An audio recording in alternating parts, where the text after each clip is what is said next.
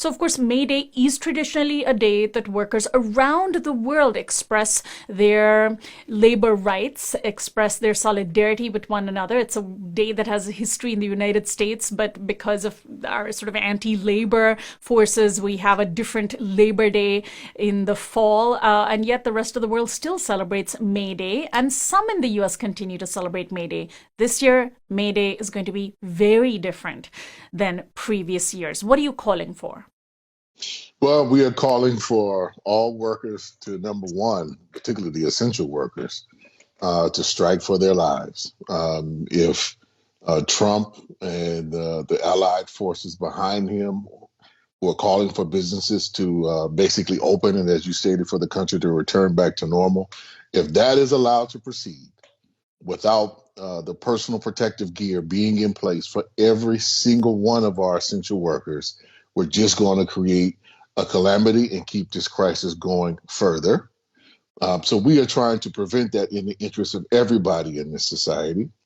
And further, we're trying to send a clear message home that we are not going to go back to business as usual, because it was business as usual which created the conditions that allowed this to roll out in the way that it has.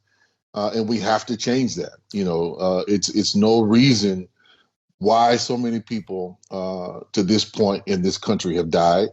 When the Trump administration was given fair warning in advance. I think the New York Times did an excellent job of breaking that down, of just really some of the steps of how information was provided beginning in January, and how they were basically just jettisoned and ignored.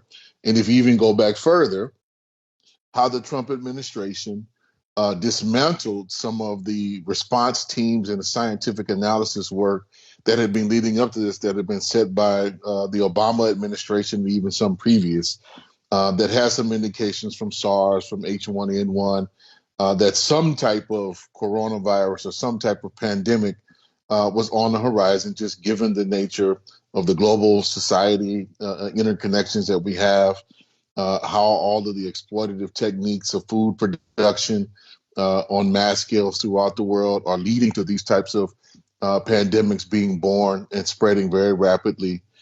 So we're saying, look, we can't go back. We won't go back. We're trying to encourage everybody to understand that there's some basic fundamental needs that have to be met in this society to protect everyone. I think the most fundamental of which has been pointed out now is universal health care. That's one of the reasons why this has been such a calamity in this country,